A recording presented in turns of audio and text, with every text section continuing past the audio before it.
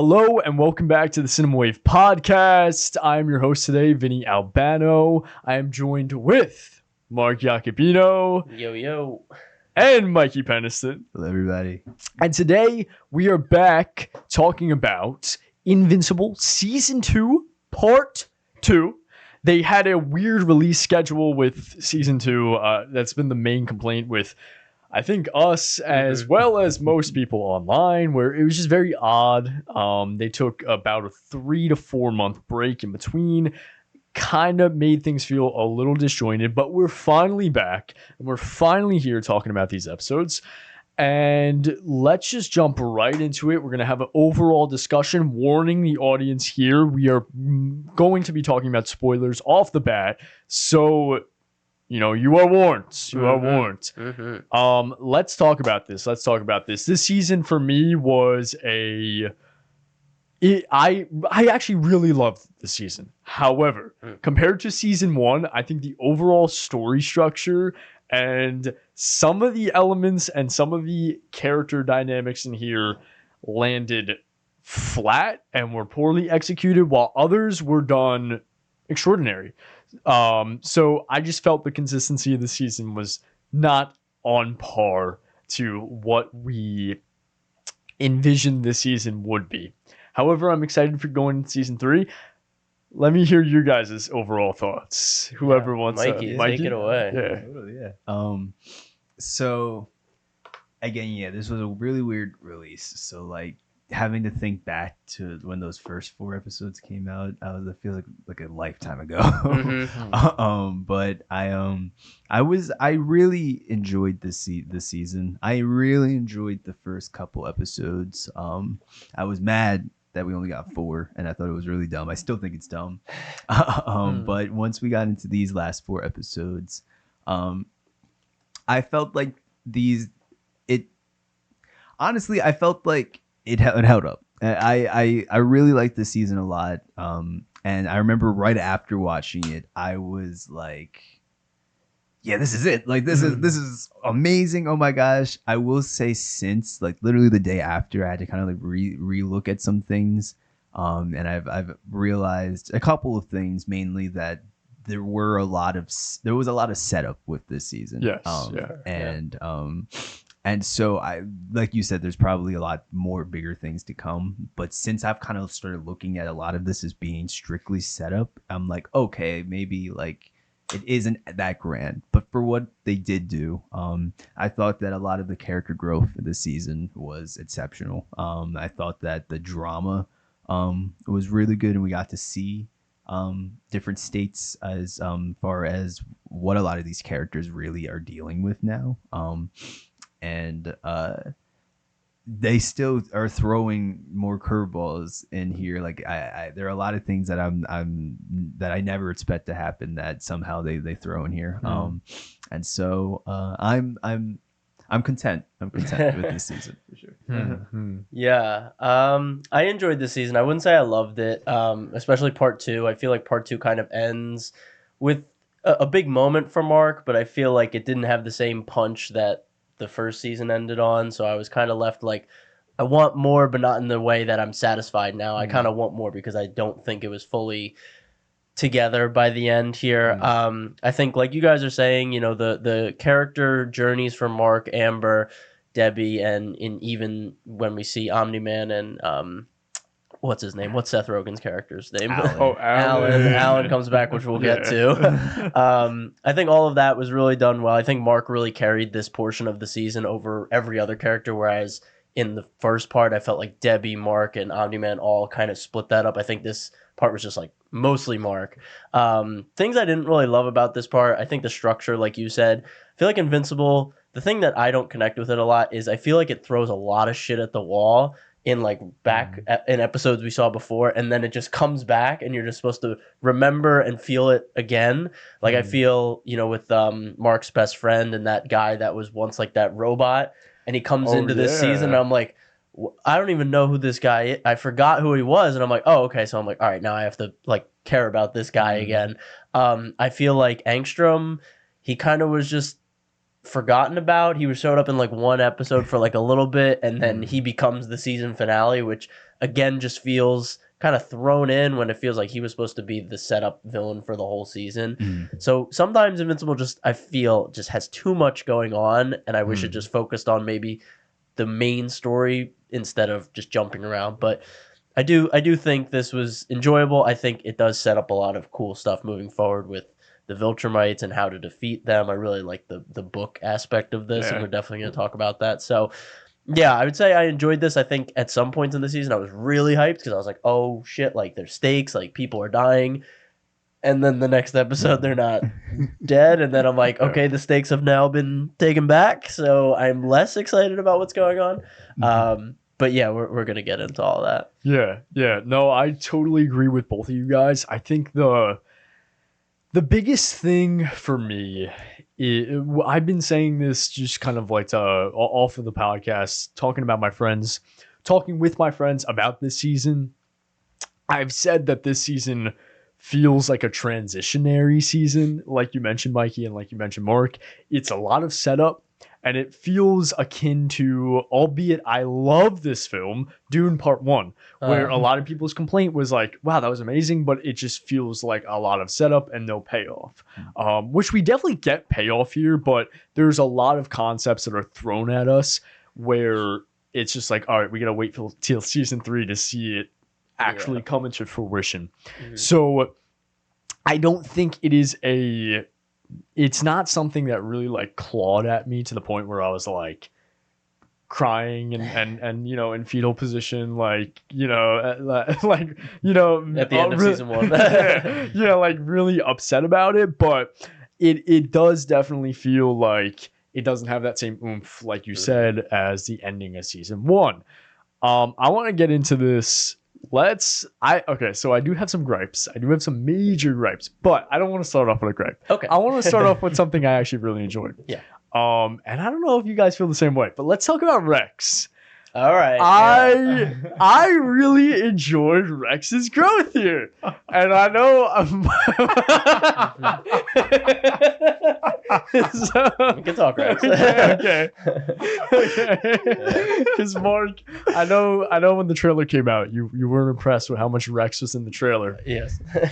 But I really like Rex here because, one, I think the episode that started off with the Martian invasion, I thought that was a banger episode. I think like throwing us right back into the action. We see a little bit of chemistry with Mark and Eve. All right, we're sending that up. We're sending that up. We're sending some tension up there.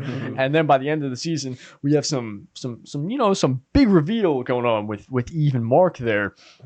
But you know, they're going into battle with the Martians, and the Guardians of the Globe go out there. I think it left off with a really awesome cliffhanger, with the point where like waiting for the next episode of the next season, simultaneously while they're all in space, Rex and the other Guardians are getting attacked by the lizard people.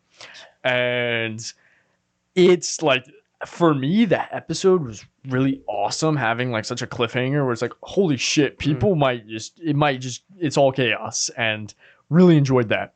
And then in the next episode, we see that payoff. We see a lot of that action. We see the big changing point of Rex, where Rex gets shot in the head, bullet through the head. His arm, he has like no hand, but he just, I don't know how, I guess like, you know, comic book logic. He gets up and he just like is revived and just beats the shit out of all of them. And he kind of has this, throughout the season, this recuperation and this redemption arc where he even says like, oh, it took a bullet in my head to realize that I was like, you know, being a douche. Yeah. And I really enjoyed that. I just loved seeing, I thought his moment, his changing, like that inciting incident of him getting shot and him getting up, was just epic. I love seeing that in film, albeit like kind of Deus Ex Machina, like how did he get up? But I do like seeing that where it's like, it reminds me of that like inevitable or indomitable human spirit type of idea, and just like he's just absolutely bloodied and just full of rage. That's what I like seeing in like revenge films. And then fast forwarding, we see that he has just like a lot of conversations after that with Mark when he fights the octopus monster thing. And it just feels very like oh shit, like he's a friend now. Mhm. You know, he was a bully before, and it's like, oh, like screw off. Yeah. But now he feels like a friend, and like I really like that, and I'm really excited to see where they take his character in the future. So yeah, that was my Rex TED talk. Yeah. Okay. I've been patient. Okay. I've been patient. I don't not like it. I do like it. Okay. Like he is much more enjoyable this season because he has the redemption. Yeah. However, I just feel like the show, for however gruesome it is, the stakes just never reach what they should. It's so gruesome, but I feel like the gore never reaches the actual stakes because every character that is shown to die is somehow still alive. Yeah. I mean, Rex, the guy that works for the agency, the multiplying girl, she's alive. Oh, Alan's alive. Like all of these, even the small girl too. the small, yeah, she got like swat. That whole scene was gross. I was like, oh my god, this is nasty. But I just feel like every time they take a step forward, like shit's real, they take it back, and I'm like, and especially when like Rex is like talking with the side of his head just covered in blood, his eyes like shut, he's lost a hand. I don't even know what Rex's superpower is. Like, does he have super strength? Does he have an ability to not die from all this stuff? And I'm like, how is he still alive? But I do agree, it is better this way than he was before. So like that's good. And I am excited to see like him taking that friendship role moving forward, being a supporter. But I think it might be detrimental to the stakes of the story. But again, I don't know the whole graphic novel. I don't know what his character does later. It's only season 2, so I know it's early. Maybe it's not his time to die, but that's just how I feel. I feel like with such a large ensemble, you kind of do need to have some heads roll for you to be like, oh, okay, it's happening. This show's serious. So that's just me. How about you, Mikey? So I definitely did appreciate Rets more this season than previously. I liked the growth here. At times, I feel like they hone in a little bit too much on Rets as a comedic aspect. Yeah, and I'm just like, all right, like Alan's funnier than a lot of the time. But I'm not gonna lie, I was really thrown off when he didn't die. Yeah, I also was questioning what his true superpower was because they keep referencing like this like sort of like battle between him and Invincible as far as like I think like because he always says like no I'm invincible like just being strong, you know, and like I always love when like they use Rets for like the title card sequence he like says something with that and so I appreciated Rets seeing the growth, seeing even in that moment because it caught me off guard when he got up, and at first I was really questioning things. But then I did start to think about how badass it was. And I was like, I'll give him this considering that a lot of the other times that I've seen him, it is just Rets on screen. I think that, I don't know if he was like the character that like definitely showed the most growth or like stood out the most to me. I think that he was definitely still just like present in the midst of everything. Other than the one episode where all of that took place and he got up, I feel like other than that, it was like you said, the same situation as far as their whole team, where at first, I honestly, because they all died off pretty early. They died off like, and at first I was like, damn, like Amazon, you don't care at all about this show because like you're killing everyone off this fast. Yeah. And I don't know, just like seeing how it fit that, and because he was kind of also roped in like the how they played that, I don't know. Not that I didn't dislike Rets, he just wasn't like a standout to me this season. I am curious just to see though where they take him, and I don't know if I could see it becoming like a frenemy sort of thing. I would like to see maybe like that nice side between him and Mark come out a little bit more. But I think you said like with the story, it's like kind of needed that they're like still kind of like butting heads to a degree, because that's what kind of makes him him. And I feel like that will lead to what could be the end of his story, is that sort of like he's so invested in his ego that it's like where it takes him. So no, I saw a lot of growth, but what were you gonna say? Were you gonna say something? I mean, yeah. They were, first of all, I was just like, "There's no way his ability is just like throw explosives that don't really kill anything. Like, no way." But yeah, I know they have some like dialogue. They kind of support each other after Rex goes through the recovery, and like Mark comes and helps him. So they have like some chemistry there. But we'll see if maybe that he reverts back to that.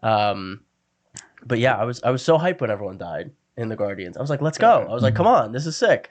Like now, like, yeah, we got half the Guardians dead. I do, what it reminded me of and what I was going to say is like, when at the end of the season, when there's that time travel thing, like, were all the Guardians there that came to save Mark? Like, I know Eve was there. I know the robot was there. I think, there was another Beast Girl there? Yeah. I'm just trying to think, like, was someone missing there that doesn't make it? I don't know. That's just like theory crafting. Maybe they were all there. Was that the same dimension? I forget. I remember seeing something online, and again, I don't know if this is a spoiler with the books becoming now so popular. Yeah. I don't think it was, because I think somebody just like really looked at that, and so I don't think that this is like a spoiler in any sort of way. Right.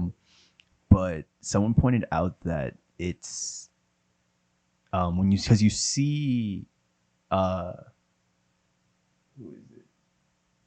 Yeah, I don't know if is it Retz's costume character when like in that scene when like they come from like they like time jump. Is it or is it the robot? The robot. Yeah, it's robot, but then he takes his helmet off and it's Rex inside. That's what it is. Right. Yeah. Right. Well, did they make the robot like kid based on Rex? I forget. Yeah. Right. But he was just an AI or something like that, right? Yeah, yeah. Okay. And it was so basically in season 1 he wasn't an AI, but he was like this disfigured person controlling. Okay, yeah. And then with the help of the Molar twins used Rex's DNA to make Got Rudy. it. Okay. But I did see the same thing where it wasn't a spoiler, but people were saying like, oh, look at Invincible foreshadowing future events. And it's like, because we see the suit of Robot and Robot talking to Mark in this future, but then when he takes off his helmet, it's Rex underneath. Right. Like yeah. Rex, not Rudy. All right. Yeah. All right. I guess we'll see. It's yeah, I don't know. All right. We can get back on track. Yeah. Do you want to go to a gripe now since you praised yeah. Rex? Yeah, let's go to a gripe. Real quick, by the way, I looked it up. Monster Girl, Robot Eve, and Bulletproof is there. Okay. And then there's 2 other characters we do not know. Oh, it says here their names are Knockout and Kid Thor, but I don't remember these characters ever being introduced yet. So Kid Thor. Wait, what was in that Adam Eve special? Remember it started off with like a kid that was the frog. Never mind. That was like a frog prince or whatever. Never mind. I'm thinking about. I don't know. The Adam Eve special was good, but I kind of forget what happened. Yeah. Same with me. All right, jumping right back into it. However, I do want to comment on the stakes, because that is a big complaint of mine too. Completely valid, and I understand. Like, I felt that a lot with Alan, where it's like, I do love Alan, and I do like seeing him back, and I'm excited to see his play in the large galactic war that's going to go on. But like, it's like, all right, he died. He then like was in the recuperatory process, and then he died again. Like, they turned off his life support. And then he he's out buff. yeah. Now he's back, and like you said, he's buff and big, and he's like the Hulk now. Yeah. So a big gripe, and this is probably my biggest complaint about this season, is the shit with the Immortal. Like, it's, I don't give a shit. yeah, I don't. It's so bad. It's okay. It is so poorly executed. It's actually so bad, and that's the thing. There's some merit there. They could actually have audiences give a shit, but it's so shoved in and so forced, and we spend so much time on it, and it's utterly pointless. First off, going to season 1, part 1, the first batch of episodes that came out, the Immortal pops up and is like, follows Mark Grayson home, and you know, he comes out of the shadow and is like, Mark Grayson, I know who your father is. I'm gonna be watching you. Like, I'm gonna be the big villain. And then they work together upon the Martian operation, and I did like seeing, you know, them kind of work together and have to accept each other, but it just felt it felt too easy. It felt way too easy. It's like, all right, now you're friend. Now you're my friend now. Like, okay, okay, like, you know what I mean? I feel like it shouldn't have been so easy to the point where it was just like a on and off switch. Mm-hmm. To the point where, like, okay, Mark Grayson, you're like my best friend now. You know, it could have been something a little bit more nuanced, a little bit more complicated, going back to that, like, okay, I trust you there, maybe I don't trust you here, you know what I mean? Mm-hmm. But really what got me was the duplicate stuff, where in season 2, part 1, the first 4 episodes, all we see is they're having sex in the shower. Yeah. And it's just that, like, you're just made as an audience to believe, like, oh, this is like a fling, right? Like, right. You know what I mean? Like a one night stand type of deal or whatnot. Like, that's all we get. It's like Rex walking in on them and they're having sex in the shower, and it's like, all right, well, I stole your girl, whatnot, right? Yeah. But then she dies here, and it's like detrimental. Like, he's like, no, I'm the immortal. I've lived all these years, but this one girl was so special to me. He's crying at the funeral. He can't be a part of the Guardians of the Globe anymore. And it's like, it's so detrimental, and we spend so much time with him. And like, it's also like messing up his psyche, where like he runs into Alan in space, and Marx has to be like, yo, this is my friends. And then he's like so all over the place, and like Duplicate really had him so messed up to the point where he's now living in the middle of like the Arctic as like a fisherman in this post-credit scene in the last episode. I think I know why. And then Duplicate is just there. Oh, she survived. I always make a duplicate. I always make a duplicate just in case, right? It was never really me. Yeah. But anyhow, the point I'm trying to get at here is, why is he's literally saying that this was like the woman of his immortal lifetime, but we see none of that. Right, we see none of that. Dude's like, he's whipped because he can have all of these girls. That's the answer. The dude just has like, he doesn't care about like feelings or anything like that. He's just like, this is great. That's valid. But he doesn't really have like real emotions. Like, I feel like this is the first time we see him with emotions, and he's like crying at the funeral, and the Samson guy's like, brother, and then I'm just like watching these two characters, and I'm just like, I don't care about it. I remember that scene where she like it's revealed that she's alive, and like he's all like oh my god, is it too good to be true? And then like it ends, and I like, maybe I'm used to like Amazon Prime, like The Boys type content, where like the person would probably get killed right after that or something, just like crazy unexpected. But to see it end on like a happy note like that made me so mad. I don't know why. Yeah. I was just like, why are we doing this? Like, it was just so poorly executed. It's like, okay, like I mentioned, going back to like my first, I don't want to stay on this topic for too long, but so I apologize in advance. But like I said, there is merit there. They could have made it so that we care, but we see no scenes of them besides them having sex in the shower, which is not love, that's lust, right? And that's like, if you're as an audience, we're made to believe it's like a fling, right? Aside from that one scene, that's the only scene we see of them together, sharing the same space. Yeah. And then all of a sudden she dies, and it's like detrimental to him. They could have done something here where we actually see their relationship grow, and we actually see how she grounds him into becoming a more emotional and more human and less immortal. Yes, Right? there you go. But we see none of that. There's not even any other scene. So it just feels so forced. It's they just are shoving it down our throats for no reason. Yeah. So, yeah.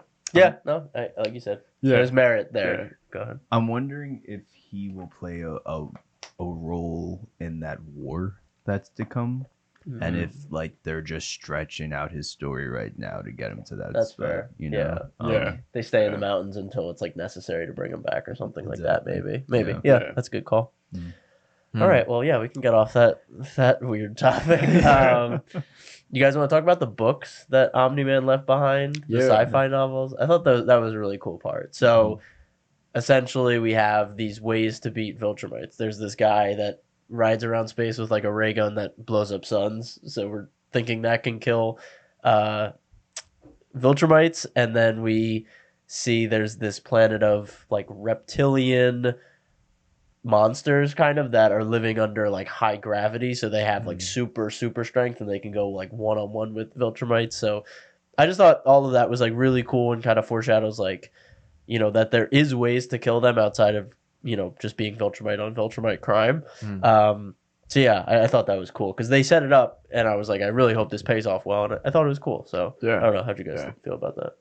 Yeah, I think in general, like all the setup here was really cool. Although, like, kind of going back to our overall thoughts, where the season does feel like a transitionary season because like we don't see the setup paid off in the same season. Yeah. But I am really excited for it to pay off because like I also really love the idea of it being like the books itself kind of gives it almost like this mystical vibe where it's like we don't, as the audience, we are not for sure if this really is fiction or if it really is true. Yeah. But then you have Alan being like, no, you know, that's it's a high tale. Like people talk about it. Because I mean, it's like, does that mean Omni-Man's been planning to take out the Viltrum Empire? Yeah. And like he was, like I said in my predictions for last, like, is he trying to take it down like by having children with all these different species to make like a perfect mutant that can kill Viltrumites and also has the strength of Viltrumites? Like, it seems like that's his plan because like why else would he write these books? And then when Mark's like, you don't need to do this, and he's like, no, I have to do this for the Viltrum Empire. It's like, so where is his where are his what's the word? His morals. Wherever his morals, where are his like motivations, where do they lie? Yeah. So it also then makes me look back at all of his dad throughout season 1, just like knowing that like if that is the case, like whatever it be that he's planning, knowing that the sole purpose was to overthrow the Viltrumites, but he knew way back when, then it, I don't know, it just makes a lot of those moments hit a little bit harder in season 1. Like the one scene, I don't even remember if this was season 1 or if this was part 1 of season 2, but when you're at no, actually this was once again the Adam Eve special, I think. You love that stuff. I think it was the scene where Mark is young at his baseball game, and you kind of see that like Mark kind of does something. Oh yeah, I think that was like, part 1. Was it part? I 1? think this was season 2, part 1. Yeah, where like he's like playing baseball, and the dad's like, "This is a stupid game," and I don't want to watch this. Yeah, like moments like that where you like kind of realize that like, oh, okay, like all of this is still like a plan to him, like from the very jump. And so, I appreciated the book. Also, just like in terms of like world building, I do think that we're gonna see a lot more of these books. I think we're gonna see a lot of these characters that have been referenced, and I think that with this war that's coming, and like you said, needing an army or needing at least a solid team, who knows? I don't know. We could see like an Avengers sort of thing happen here, where they recruit certain people that you wouldn't expect. So who knows? Now we can take this in two directions. We can use that to talk about Mark's brother, or we can use it to talk about Omni-Man in part 2. He's not in it a lot, but I thought it was very, I don't know. I felt like the last line of this season was very interesting. That it's like, I think I miss my wife.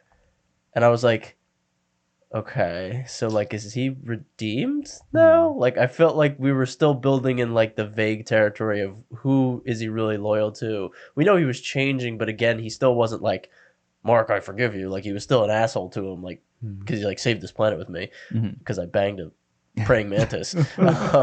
So I don't know. How did you guys feel about that last final line from Omni-Man and what we saw here from him? Yeah. Ooh, that's tough to say. Cause okay, so I'm gonna be real. When he first said that, I'm like, is he talking about the praying mantis wife, or is he Right. talking about Debbie? Right. But True.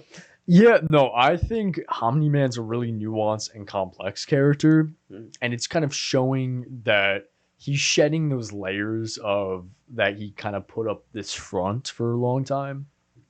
I think he is not fully redeemed as of yet, but he is building upon this redemption arc, and it's really that last line is troubling because I don't think it's a good idea. Like Debbie and Omni-Man are not going to get back together, and I hope that doesn't happen because Not it for doesn't. Debbie. Not for Yeah, Debbie. yeah, not for Debbie. Not for yeah. Debbie. It doesn't make sense. You know what I mean? Like Debbie, her growth was incredible to watch. But that also adds more of a nuance to the overall storytelling, where it's like now he made a big mistake, big mistake. I guess more than just a mistake, but yeah. And then now he's just like wanting to come back, and almost like now he's missing it, and now he wants to be like reintegrated into it, and that, but he can't. So I think it's tough to say my overall thoughts or what I thought or how it's gonna play or how it did play in season 2. All I can really say is that I think it's just building on that nuance and those layers that Omni-Man is coded in, and I'm just interested on to see where they pivot that. Yeah. So I you know, when that happened, I didn't even really feel for Omni-Man in that moment, to be honest. My mind immediately went to Debbie. Just because we've now seen just how much she's gone through, and she, like, if we thought mentally she was going through in that for the part 1 of season 2, she went through mentally and physically in part 2. So like I just immediately just thought about, like, to know that he's still that torn, whether it be like all the lives he's lived now, and if he's like juggling between missing all of them or what it truly is he is, and just knowing that he's even like that, like he's so complex of a man that, like, you know, he could act on something like one of those things, but then change his mind the next day. You know what I'm saying? Yeah. Like, he's just so it's one of those things where it's like it's not good for Debbie. Like you're saying, you know, it wouldn't happen, but it's just it can't happen. Like, it literally can't. And so it's like, I don't know. I just think about Debbie's poor soul. I agree though, as far as how you said, like, this could be the start of like a redemption arc for him, which would be really cool to see, and I think it's gonna be needed, because Mark can't do this thing alone. He might need his dad at some point. No, for sure. But it's still a ways to go. I feel like it was nice to have just that line sprinkled in there, because it shows shows like, okay, this man's like mentally torn, like he's probably really going through it. But I still think we need to still see a little bit more of like crazy Omni-Man, you know what I'm saying? To show that, like, he is not only mentally torn, but a lot of these decision factors are, you know, big factor as to why he's doing a lot of the things that he's doing, why he's impulsively doing a lot of the things he's doing. It felt like there was a weird like comedic undertone to it, because it was like just a cut to black after he said it. I was like, that's like just compared to like the way season 1 ended with such like a impactful finale, and then this was kind of on like an offbeat. I was like, kind of threw me off a little, but yeah, we'll see. I mean, there's a part of me that thinks, again, like, he might have this redemption, And then when it comes down to it, if they defeat the Viltrum Empire or whatever, like he might be like, I still want to go this way. And Mark's like, well, no, I thought we were doing this. And then they have like a final clash again in the end, because he obviously he had some sort of plan that he didn't tell anyone. And he seems like a guy that when he wants to do something, like he's gonna see it through to the end. Yeah, So yeah. we'll see. What is it? Unstoppable Force meets an Unbreakable Object. Yeah. Invincible versus an Unstoppable Force. So we'll see. Mm-hmm. Yeah. Do you guys want to talk about a new topic? Because I want to bring something up. Do it. Yeah. So let's talk about Anissa. I believe that's how you pronounce her name. Who's Anissa? Oh, gosh. the female Viltrumite.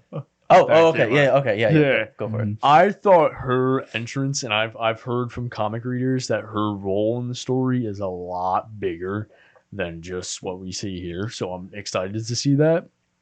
But her entrance, in my opinion, was probably one of my favorite parts of this season. I think it's so impactful and it's crazy. Yeah. She's literally introduced like she's just teleported there, hand on Amber's throat. Yeah.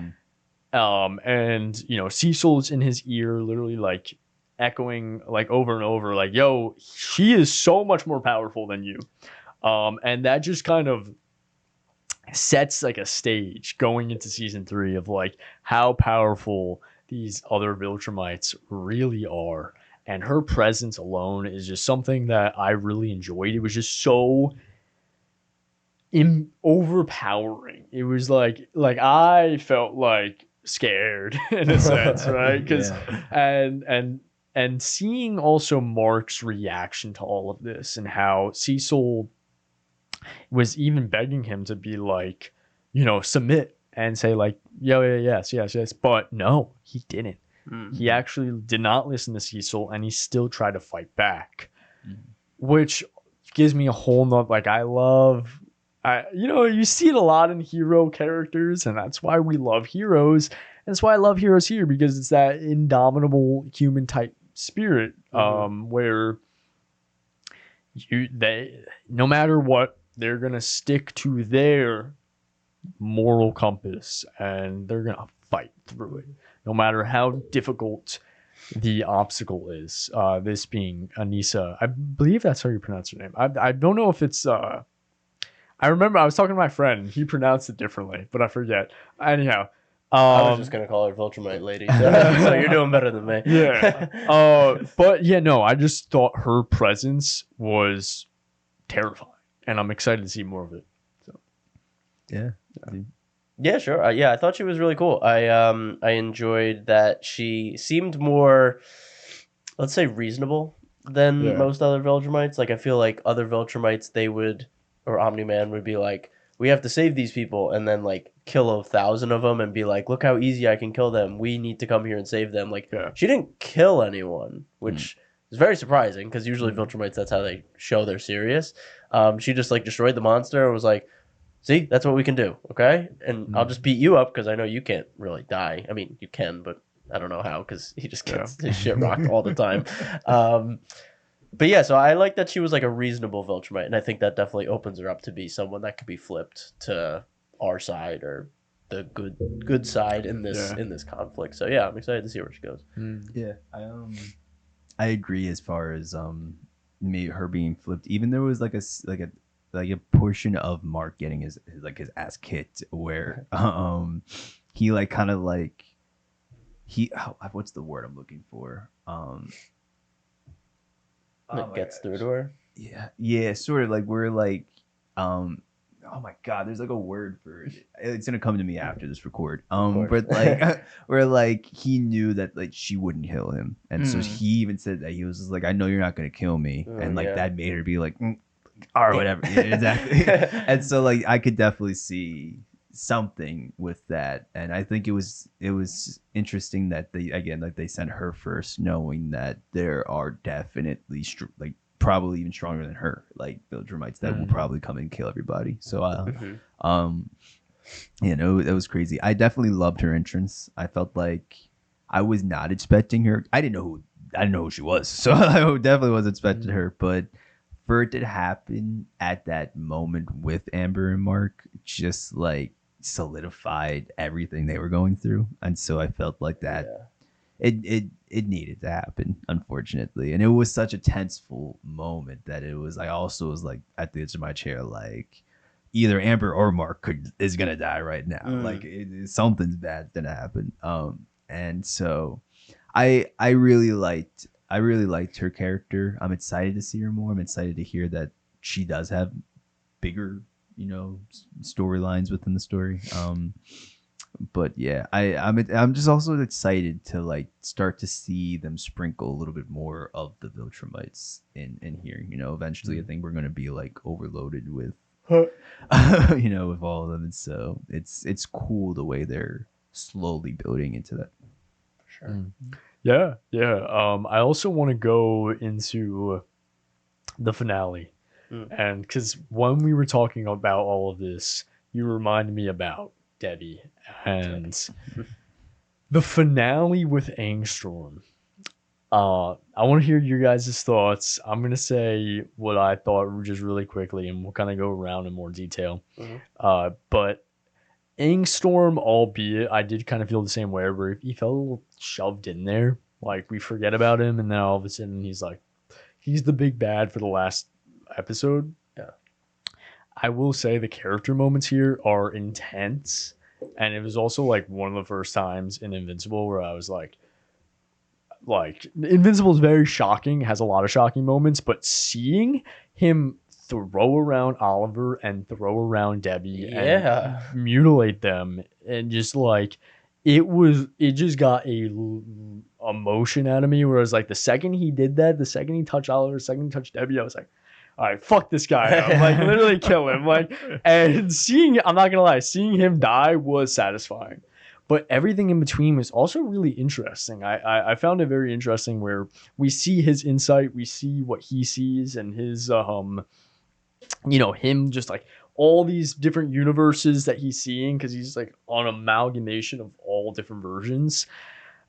I thought that was really interesting, seeing how literally this Mark Grayson is one of the only, if not the only version of Mark Grayson where he is good. And on top of that, Sterling K. Brown's performance is like incredible. His voice performance here is just crazy good. And then that all culminates into Mark just, beating him into a pulp like easily. And then that line where he's like, I thought you were stronger. I thought you were stronger. And Mark had a lot of amazing character moments throughout this entire season. I thought this was like a really solidifying character moment for him where, we've talked about it in the last discussion, but he's still coming to terms with like who he is as not only Mark Grayson, but as a Viltrumite. Like he has this conqueror DNA that is literally like leagues powerful than 99% of beings in the universe. So I thought, albeit, like I said, Angstorm kind of being shoved in there, I thought everything else kind of made up for it. Yeah. So. It's an interesting line because I feel like it has like two meanings. Like it's like he's beating up Angstrom and he's saying like, oh, I thought you could take more of a beating before dying. And then also it's like a reflective thing. Like I just did what I said I would never like do as someone that doesn't want to embrace my Viltrumite side. So I did really like that line. Like I said in the intro, I think the Angstrom thing, like when he started in part 1, he was just there to be kind of a shepherd between the different multiverses and like get to the right ending. And then the whole situation where like Mark was there to stop him and he's like, wait, no, don't kill Mark. And then that ends up turning him into this mutant thing. And then he kind of disappears for most of the season. We see him get like a tailored suit in one episode of season 2, part 2. And then he's back and takes over the ending episode. And I felt like it just felt like there was like Nemesis energy there that I don't think was established for enough. Like it felt like he was talking to him like the Joker talks to Batman or like Doc Ock talked to Spider-Man. And I was just like, I don't feel that friction because I don't think it's built on anything but that one moment. Yeah. So I felt like it just felt a little flat there. that was the thing to do that. But I do agree, again, like the concept makes sense because Angstrom has seen all of these other universes where Mark is the worst, and maybe that's the thing. Angstrom is a nemesis to Mark, but Mark isn't a nemesis to Angstrom. Like, it's a one-way road, and Mark just is in the crossfire of that. So I guess talking through it, that makes sense. And yeah, what he does to like Debbie and the baby brother was like, okay, yeah, I hate this guy. Yeah. But I you know, when you're kind of blessed with knowledge, you know, it's like a curse. Like you kind of do things that you wouldn't normally do. So I thought, like, you know, the beats here made sense, were cool, but I kind of wish there was just a bit more between the two beforehand, before he does like a hostage takeover of his family. So that's how Angstrom landed for me. Yeah, I agree. I wish that we saw a little bit more as far as his setup. I thought it was really cool how this season started off when you met him, and like that whole like other world, and like how we were introduced to like the idea that there are evil marts out there. I thought that whole thing was cool. And then, like you said, we just like, you saw like that the backstory to a degree of our Angstrom, and then that was really it. And I feel like every other time that we really did live through him was living through a multiversal version of him, which every other one, like they all had some sort of, you know, or situation some sort of problem or situation going on. All good, no worries. We're all good. All good. What's it called? I lost my train of thought. Yeah, you would always see him having like that problem with all these different Invincibles, but he was always just a normal guy. Like this was like the only Angstrom that like truly had power, truly had reason to fight. So, and like he also said some things in that last battle that made me think like at one point, when Mark went to go hit him, and then he hit him back, and that's when he realized, oh, like this dude's strong. He was like, oh, like when they built me, like they added some piece, like it was like the same sort of situation like with Alan almost, where like he died and then came back and like came back 10 times stronger, and like things like that. Like I know we saw a little bit of his backstory, but I wish we saw a little bit more, you know what I'm saying? Because it's like, oh, okay, now he's just like kicking ass all of a sudden. Like what really happened to this guy?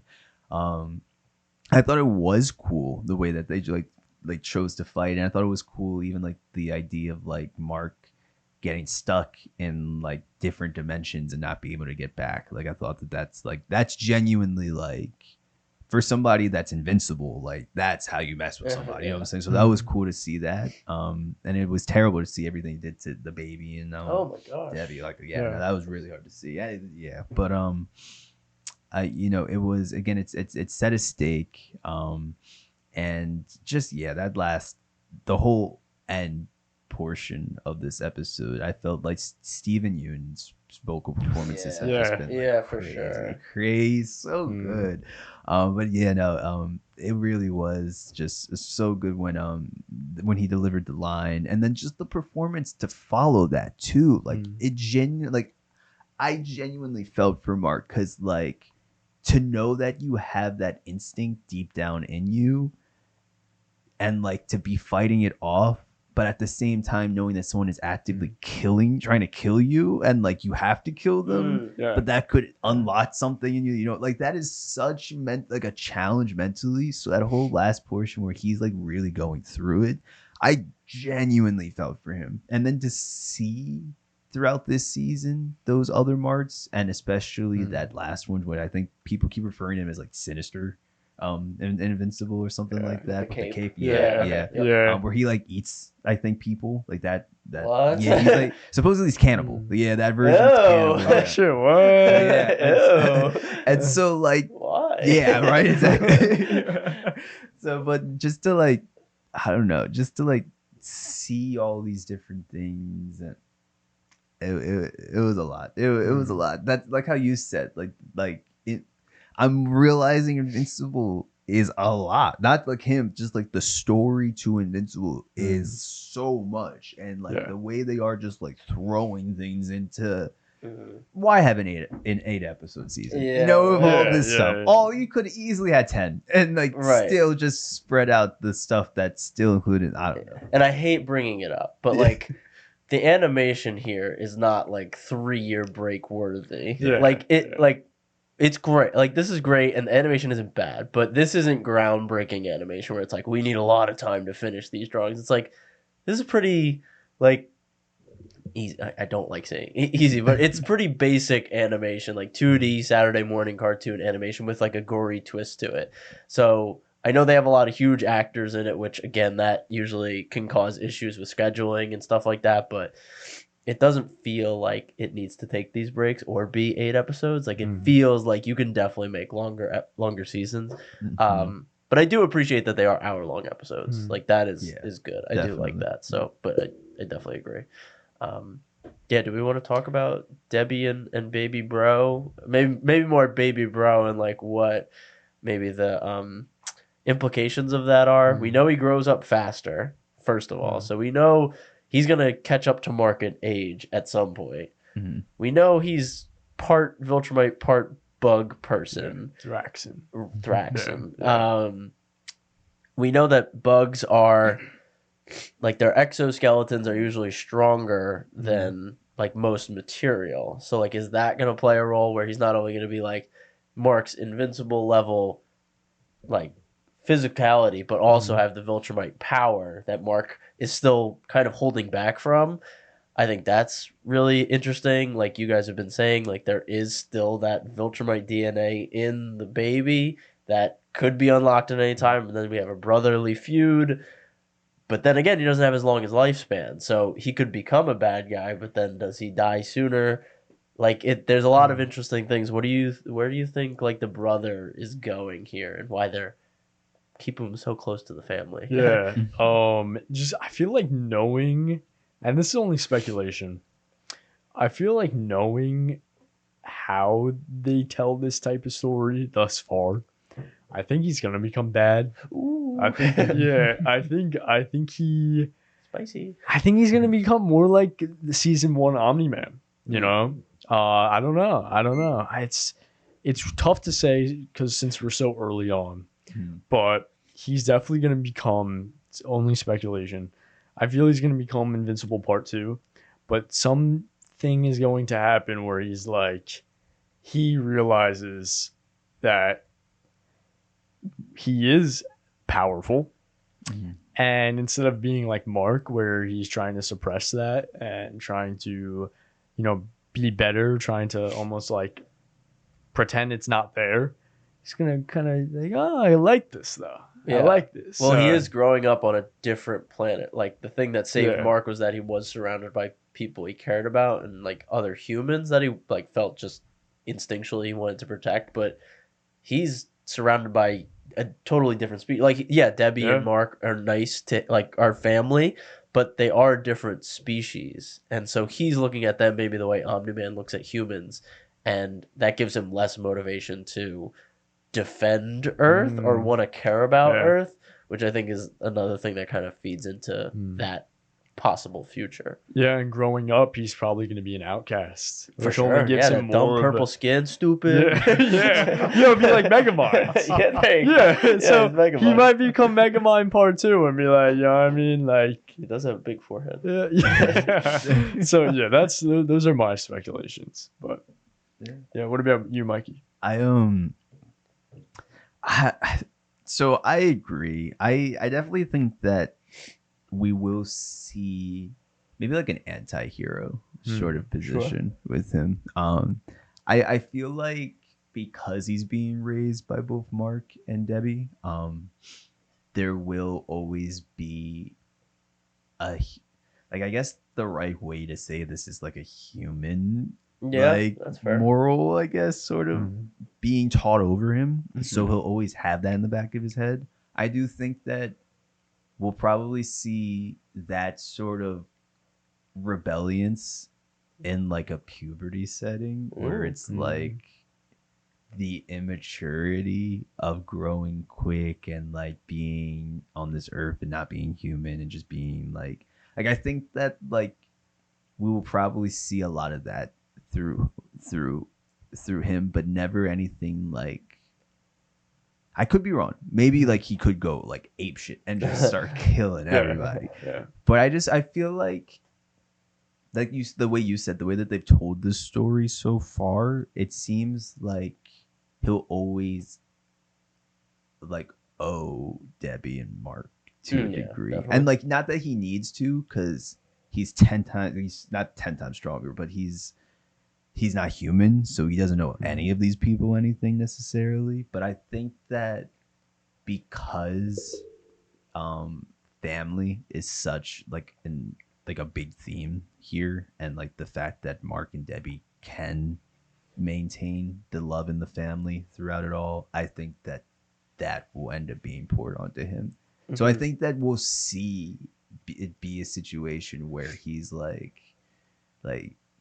screw these humans, but I kind of like them, like, so it's that sort of thing. I don't know though. I don't know. It would be really cool though to see him kind of go full it would crash out like that. Totally. No, for sure. I don't know if there's a lot more to cover. I do want to say one more gripe. Yeah, sure. And it's kind of this reappearing theme that we've talked about here. Dropped my water bottle. My apologies. Recurring theme where they're throwing a lot at the wall and just kind of seeing what sticks, even just kind of trying, and a lot of stuff ends up feeling forced and weird. I believe you mentioned it. I don't know if it was off camera or at the beginning, but the Williams boy. Yep. And are they? I believe so. I think so. Yeah.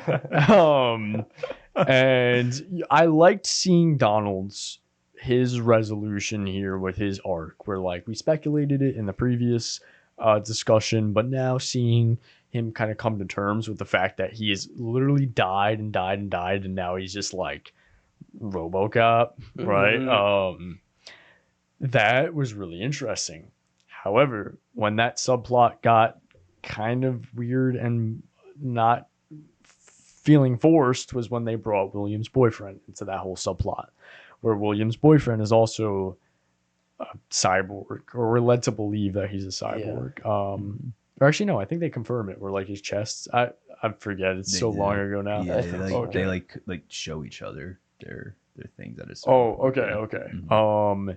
Yeah, it just felt like forced, and it felt weird. Like I said, I don't know if this was at the beginning or off camera, right before we started the recording, but he like I forgot he existed.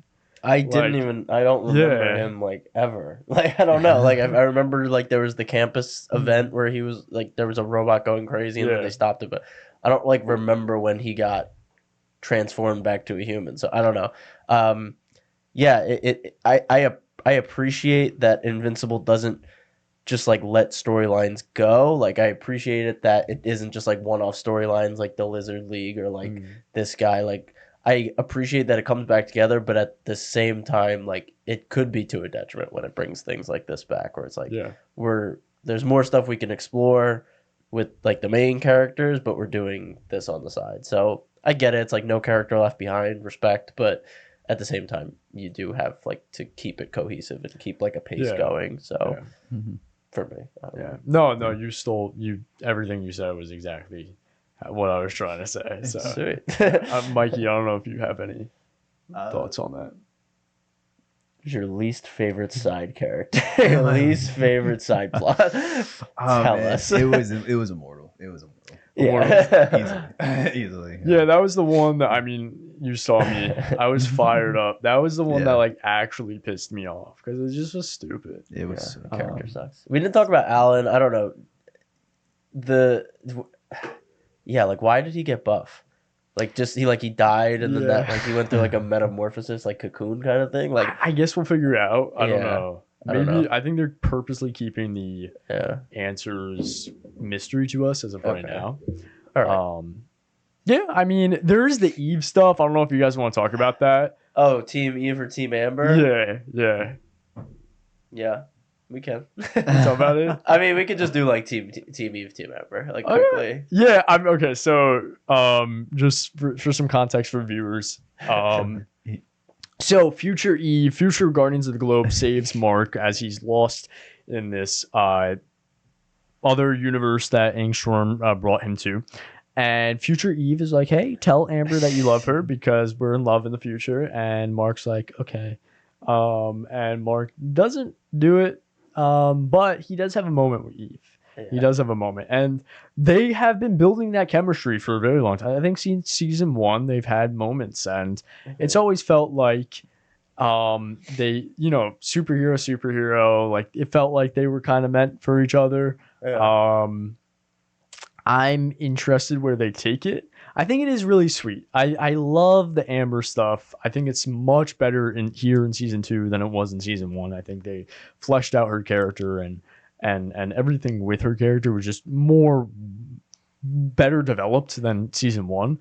But also I liked seeing Eve. I think Eve has one of my favorite personalities out of the ensemble cast. And I think their moment at the end was sweet. It's difficult to say. It's really difficult to say. I think I'm just gonna say team Eve because I feel like it's just more appropriate for both of their characters. I feel like they're gonna flourish together. Although Mark and Amber want to be together, it's like there's too much friction there. Being their lifestyles are so different, it's just not gonna work out. And sometimes that happens in life where like you love someone so much, but there's other components of life that just get in the way, and sometimes you can't adapt even as much as you want to try to adapt. Sometimes you can't, and I feel that Eve could be that route where he's able to live this life and then also have this romantic interest as well. Yeah. What about you guys? I'm team Eve because I do think there's like more chemistry, and it feels like Amber and Mark are kind of not forcing their relationship, but it's just like it's two different worlds, and and Eve can live in that world because she has these really great powers, but Amber could never unless she gets superpowers somehow. And Amber will always be in danger when Mark is with her. Like we saw it with the Viltrumite showing up, like.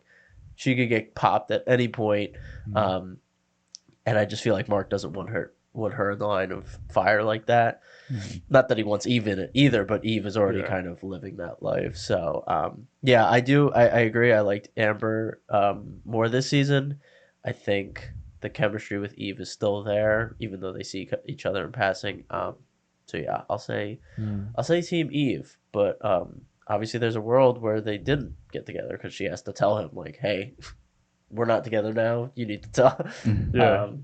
And I forget, in the beginning of this season, in season 2, in the beginning, does Mark kill like the other Mark with Omni-Man, like in Angstrom's first universe? Does Mark kill Eve, or like there was like wasn't Eve there like as a freedom fighter against that Mark?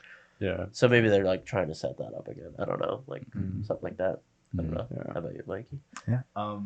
Also, I'm just gonna speak in. My camera died. Shit! Oh, nice. So the voice of God.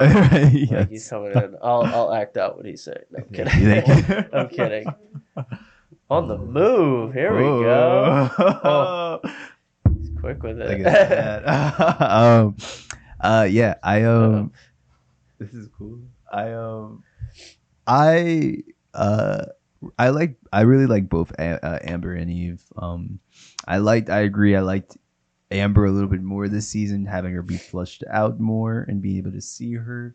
But at the same time, now that we're in like college and it's like a new world for them, she was a little unrealistic at times. Like at times I'm like, yo, your boyfriend is like invincible. Like I get it, but like he's like our only hope. Like our only hope. It's your only hope. So like I actually understood that a lot of the time, but it was a weird situation. So solely for that, I think that being that Eve having powers and being from that same world, it only made sense. But at the same time,